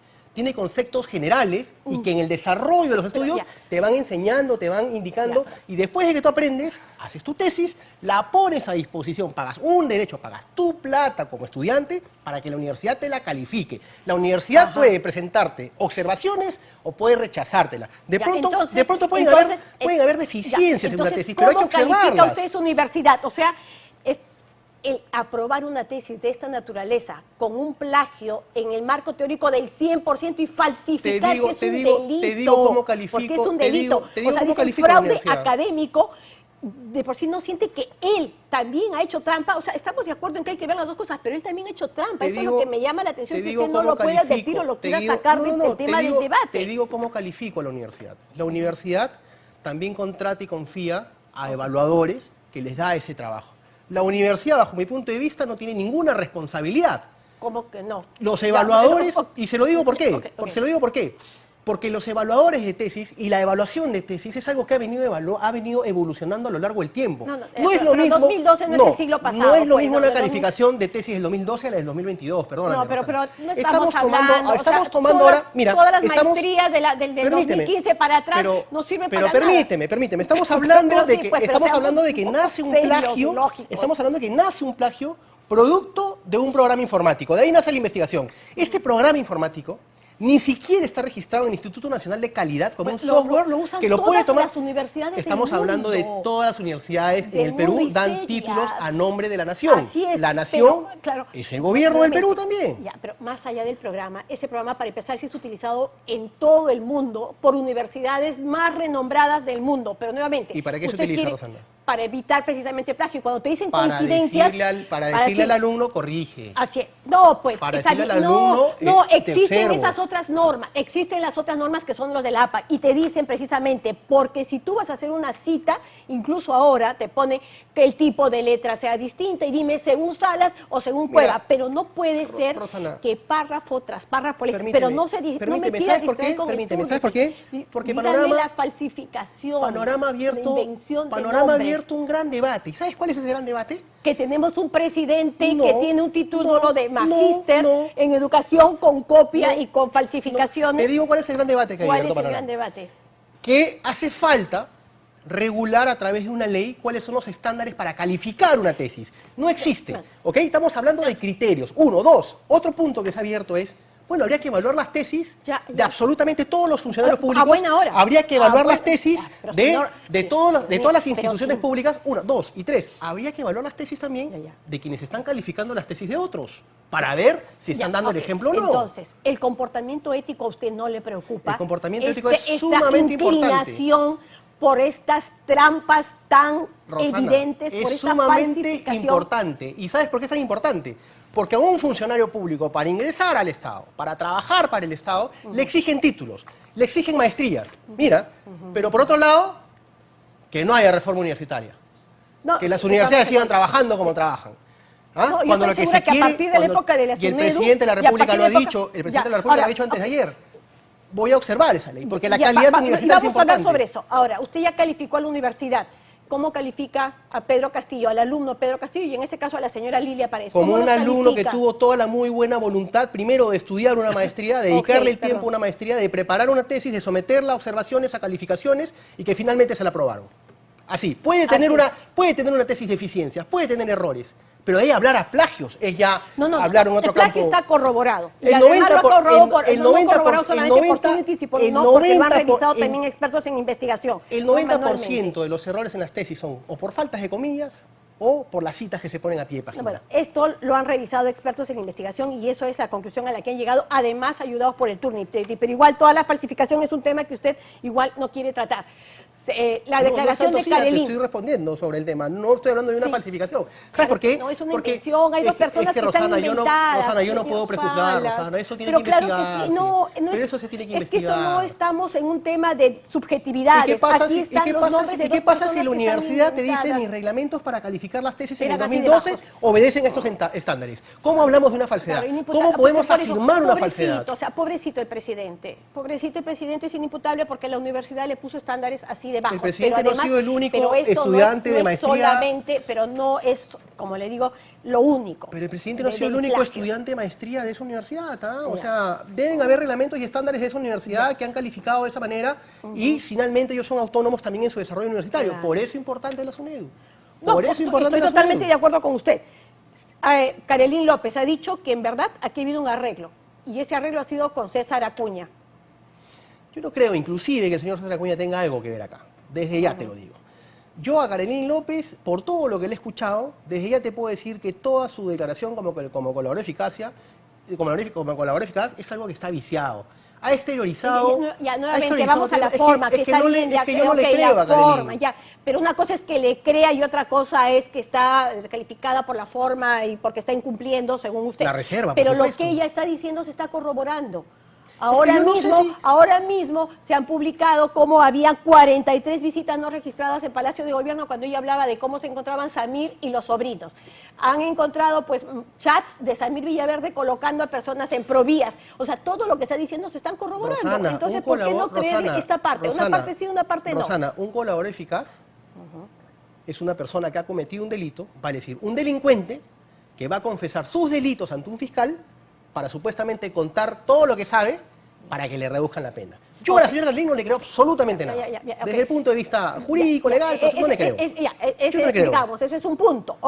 Ya, lo que está diciendo y que se está corroborando... Tendría que ver si es cierto, tendría que ver o sea, no está viendo los periódicos, es que yo no sé ministro, si lo que ha filtrado es cierto, yo no sé cómo lo ha sacado en un expediente. Todos los días sale a la luz cómo los aportes de Carolín se están corroborando a través de otras investigaciones. Todos los días como le estoy diciendo, las visitas de Samir Villaverde, las visitas de los sobrinos, todo lo que pasaba en el MTC. Que la justicia haga su trabajo, que la justicia investigue.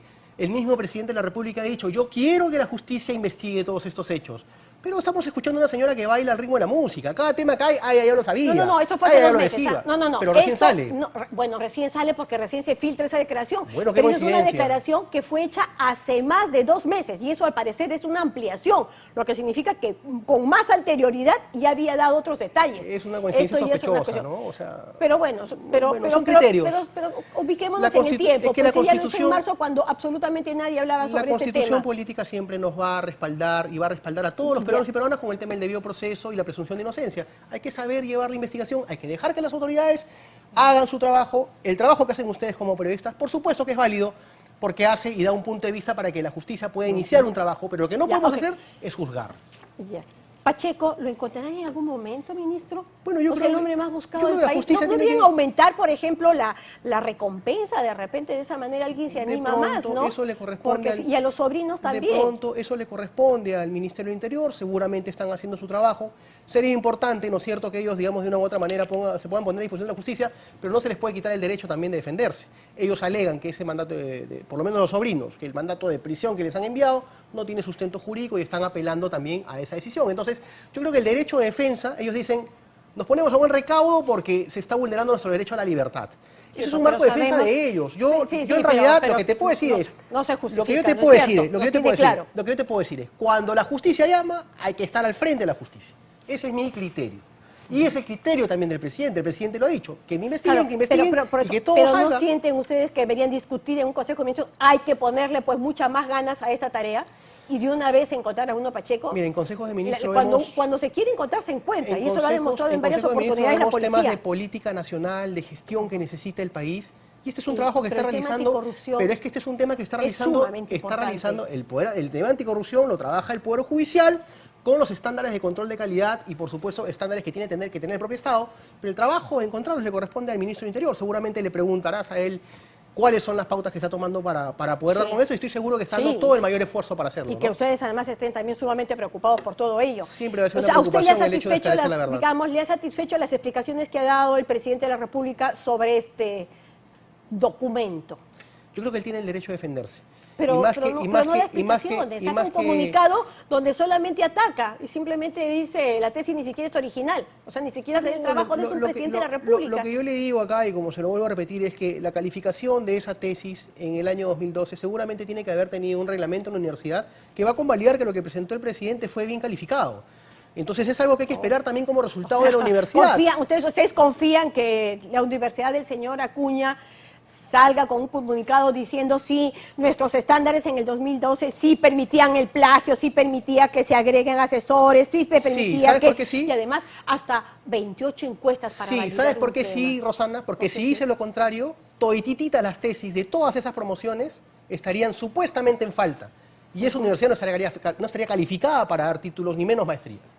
Entonces ellos tienen que tener un reglamento que convalide que el procedimiento para seguir esas tesis era ese. No solamente el presidente Castillo, sino todas las de ese año.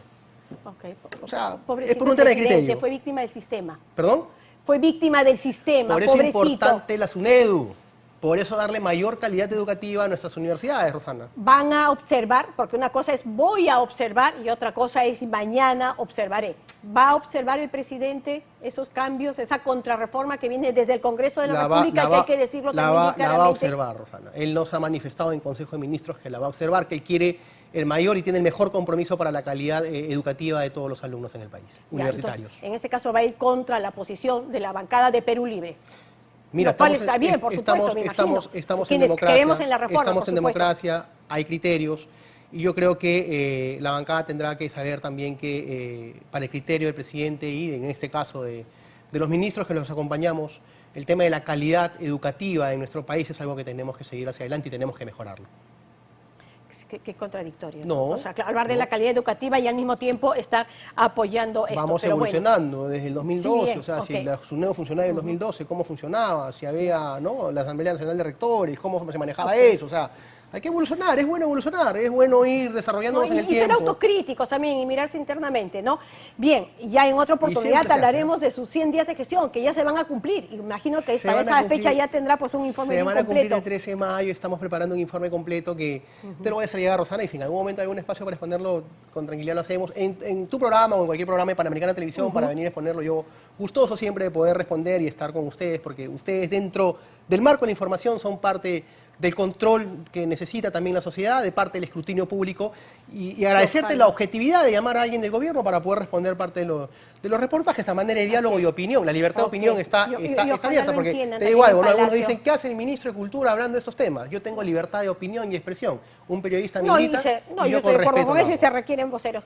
Muchísimas gracias por eso, una vez más por estar aquí con nosotros. Y nosotros nos vamos ahora sí a una brevísima tanda comercial, pero no se mueva porque más adelante un personaje que está pasando por debajo del radar y que es sumamente cercana a Bruno Pacheco. Ya regresamos.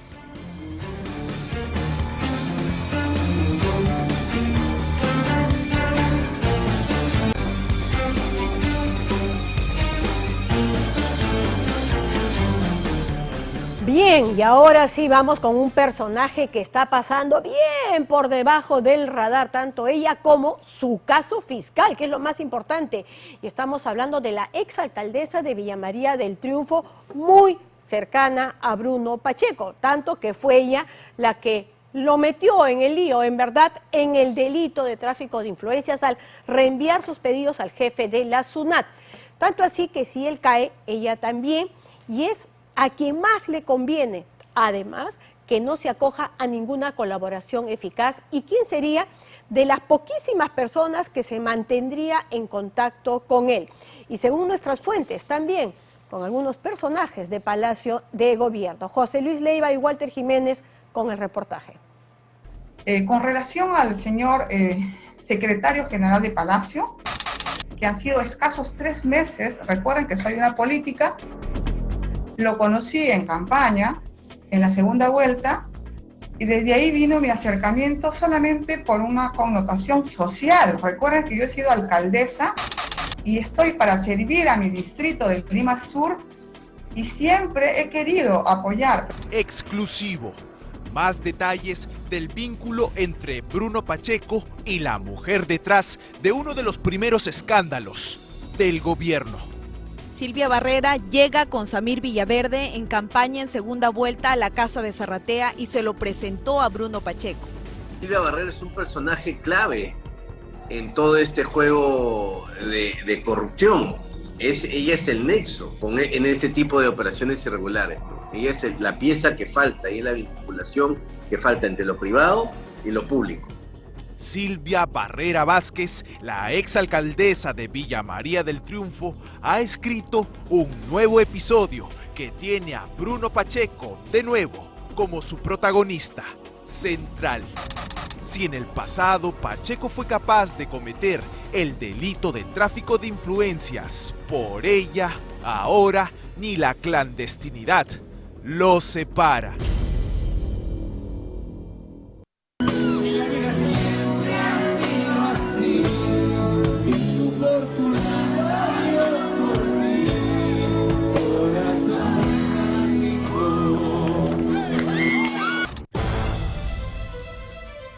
Hoy Según fuentes de Panorama, ella sería la intermediaria, la única mujer que podría coger el teléfono y ver del otro lado a su prófugo preferido y dueño de sus secretos en el caso Sunat. Las fuentes señalan también que ella mantendría contacto con altos funcionarios de Palacio. La Fiscalía, no sé por qué, de alguna manera, ha mandado una prisión preventiva contra mí. El hecho que haya guardado el derecho al silencio no quiere decir que esté obstaculizando las investigaciones, señor juez. Si el exsecretario presidencial hablara, bastaría con decir lo obvio para garantizar por lo menos una cita en los tribunales. Que ella fue, que ella le pidió el favor para la empresa de computadoras Deltron ante la Sunat. Él perdidamente envió el mensaje delator que hoy los une en el mismo caso. Mensaje reenviado de Silvia Barrera. Resolución de reclamación 2015. Basta ya con este bullying político que me hacen, porque recuerden que yo soy madre, mujer y política. Para la fiscalía, ella sería la instigadora y él el traficante de influencias. Mientras las otras investigaciones como el caso Puente Tarata avanzan, ellos en el caso Sunat vivían su mundo aparte. En silencio, fuentes de Panorama confirmaron que Barrera se preocupa por lo que Pacheco diga al respecto, razón para estar en contacto.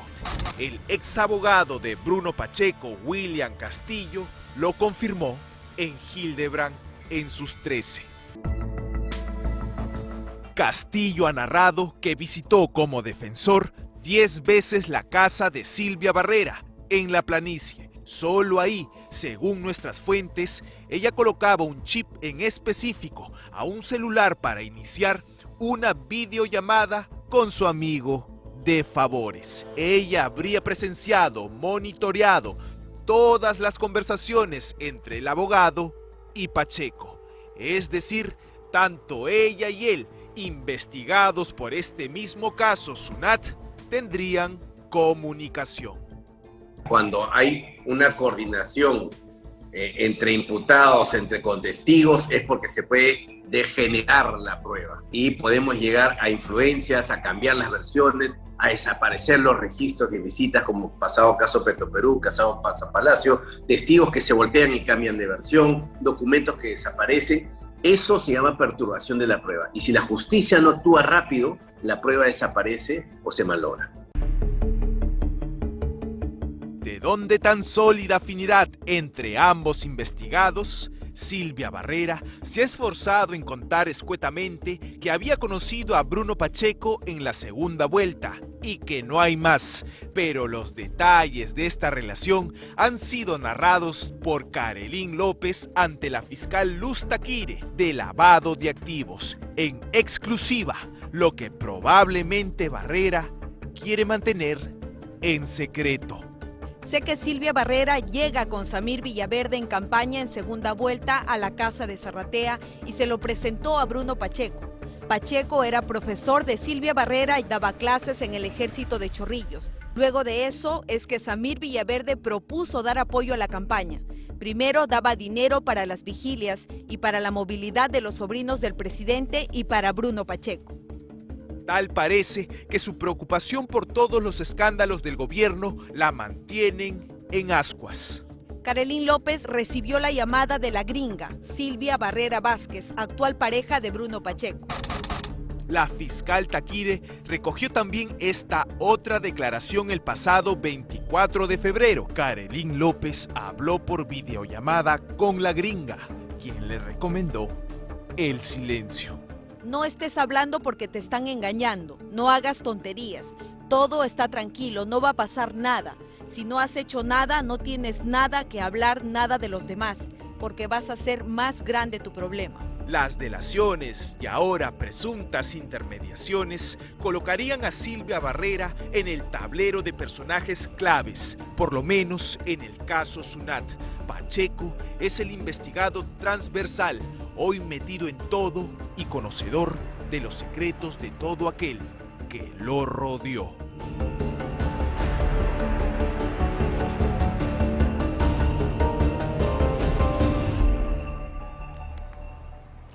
O sea, el abogado contratado para la defensa de Bruno Pacheco, como lo ha relatado Hildebrand en sus 13, coordinaba todo, cada uno de los detalles en la casa de la señora Barreda, que es además la coacusada, que tiene contacto con el hombre más buscado en el país, Bruno Pacheco, y a quien más, además a ella, le conviene que no se entregue, lo que hacen algunas relaciones. Pero antes de continuar con esto, vamos a compartir con ustedes el Twitter del señor César Acuña, después de nuestro reportaje. Desmiento rotundamente que haya tenido algún tipo de participación en el grado obtenido por Pedro Castillo en el 2012 y no el 2021, como afirma irresponsablemente Karelyn López, según informa Panorama.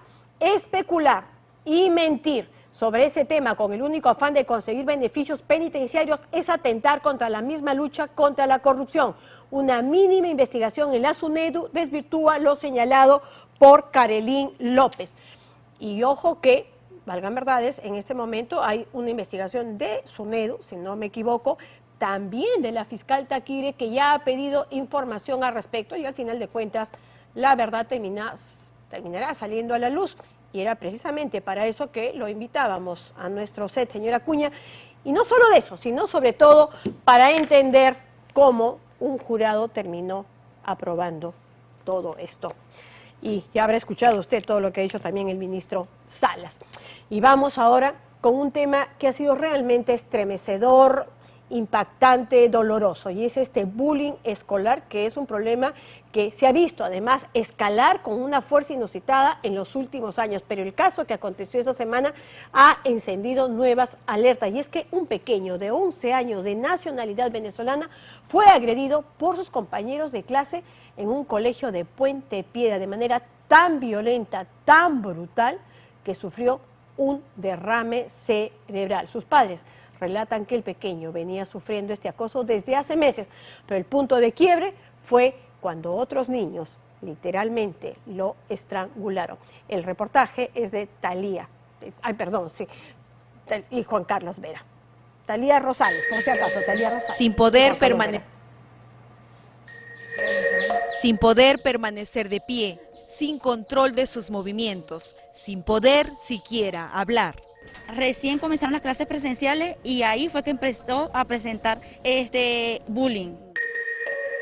Imágenes que retratan el bullying y la xenofobia en su máxima expresión, concebidos nada menos que en un centro educativo.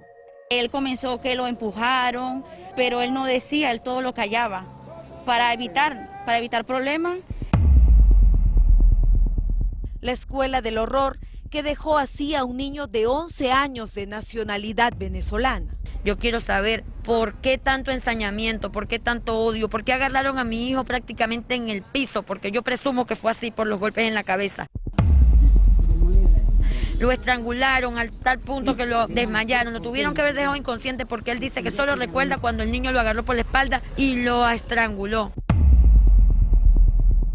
Es la impotencia de una madre que envió a su niño al colegio completamente sano y que hoy sufre al verlo postrado en una camilla luchando por su vida.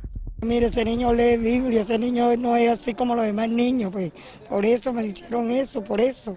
Yo quiero que él vuelva a ser el niño que era, que sea alegre, él ahora ni siquiera se ríe ni nada. Joángel Jesús Zambrano llegó al Instituto Nacional del Niño con una hemorragia por vías orales y nasales. Sufrió un derrame cerebral y ahora, además de convulsionar con frecuencia, tiene dolores de cabeza, vómitos y desmayos. Quiero ver a mi hijo sano, porque si lo mandé para la escuela, no es justo. No es justo que mi hijo tenga una cama con problemas neurológicos, con daño en su cerebro, no es justo.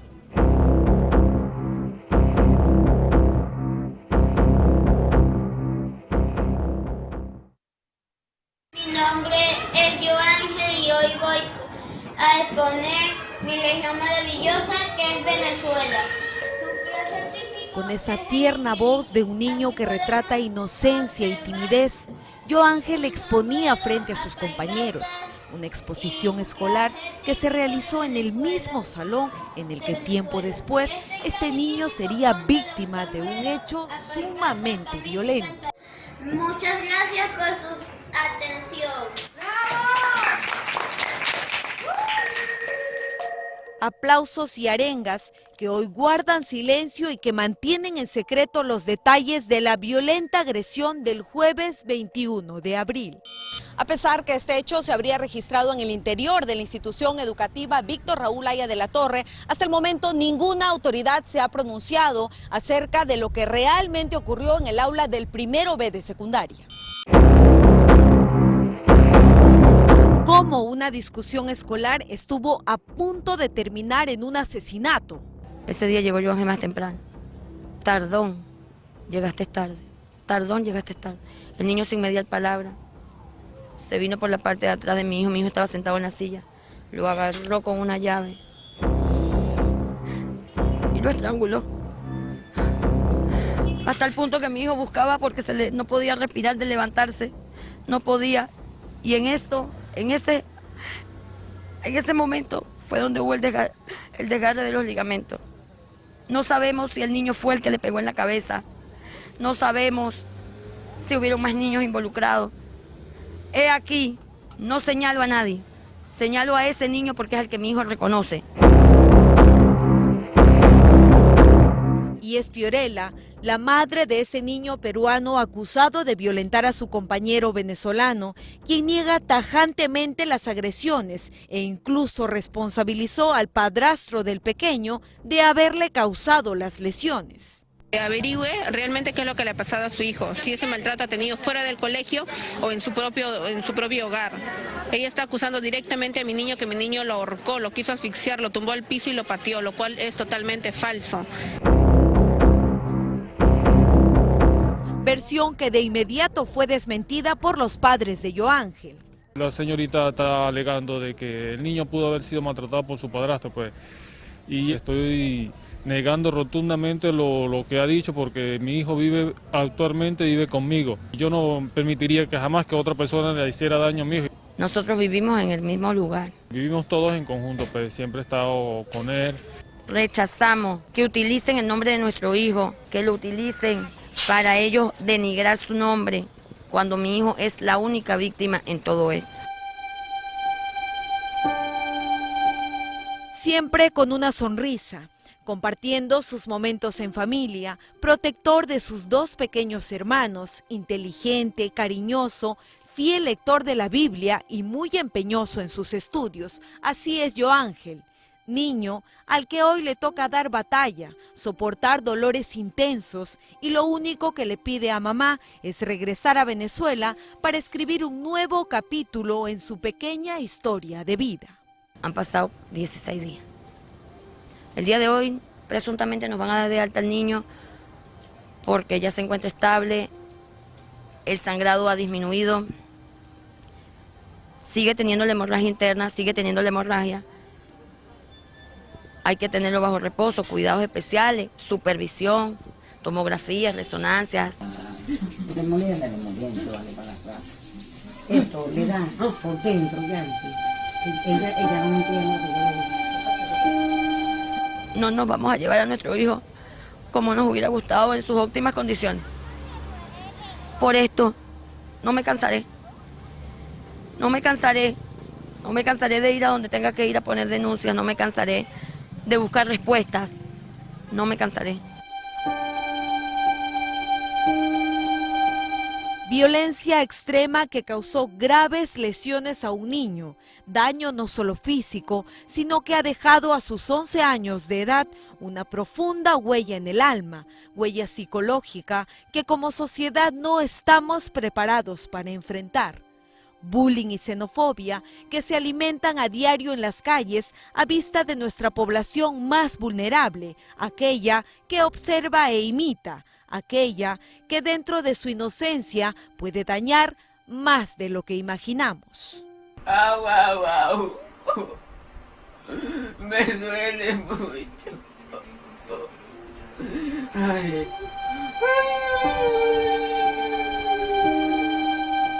Agresión, crueldad y ensañamiento que ningún ser humano merece sin importar la nacionalidad. Quiero ver a mi hijo sano, porque si lo mandé para la escuela, no es justo. No es justo que mi hijo sienta un dolor y me diga, mami, sácame de aquí. Mami, sí me pegaron duro, porque hoy me lo admite. Hoy me dice, sí, mami, me pegaron. Solo una profunda investigación determinará responsabilidades para marcar un precedente y que esta historia no se repita más.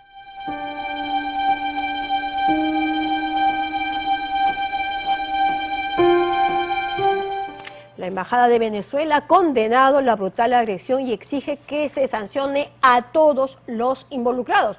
Por supuesto que nosotros también nos solidarizamos y compartimos el mismo mensaje. Lo principal es la pronta recuperación de este pequeño, pero trabajar también contra el bullying escolar y también contra la xenofobia. Ahora sí, nos vamos a una brevísima tanda comercial y regresamos con lo último del programa.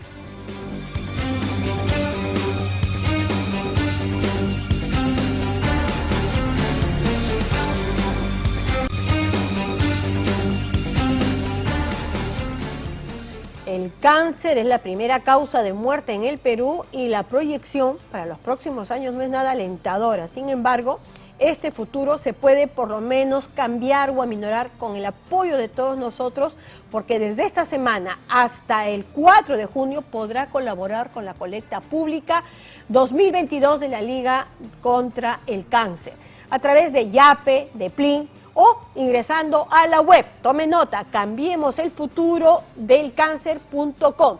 Todos los datos los ve ahora en pantalla. Así que apoyemos esta noble causa y un feliz día. Antes de que nos olvidemos, antes de que acabe el programa, un feliz día a todas las madres del Perú. Por supuesto, siempre de manera especial a la mía, a mi Dorita, pero realmente espero que hayan pasado un día maravilloso. Pero sobre todo, que la gente entienda el trabajo que se hace en casa y que no es remunerado y que que cuesta trabajo y toma bastante tiempo, pero con amor todo se puede. Muy buenas noches.